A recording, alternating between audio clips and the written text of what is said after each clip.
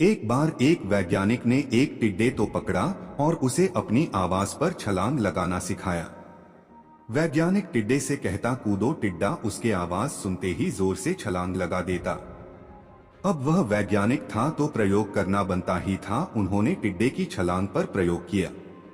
वैज्ञानिक ने उसकी एक टांग तोड़ दी और फिर बोला कूदो। अब टिड्डे की छलांग की दूरी कम हो गई। वैज्ञानिक ने उसकी दूसरी टांग तोड़ दी और फिर बोला कूदो। टिड्डे की छलांग और कम हो गई। अब तोड़ी गई उसकी तीसरी टांग, फिर छलांग की दूरी और कम हो गई। एक एक करके बेचारे टिड्डे की सारी टांगें तोड़ दी गई। अब आखिरी टांग टूटने पर जब उससे कहा गया कूदो तो वह हिल भी नहीं पाया। अब वैज्ञानिक ने अपना निष्कर्ष अपनी डायरी में लिखा। जानते हो उसने क्या लिखा? जब टिड्डे की एक टांग तोड़ी गई तो वह थोड़ा बहरा हो गया। जब उसकी दूसरी टांग तोड़ी गई तो वो और बहरा हो गया। हर टांग टूटने के साथ वो और बहरा होता गया और सारी टांग टूटने के बाद वह बिल्कुल बहरा हो गया। अब जोर जोर से चिल्लाने का भी उस पर कोई असर नहीं हुआ।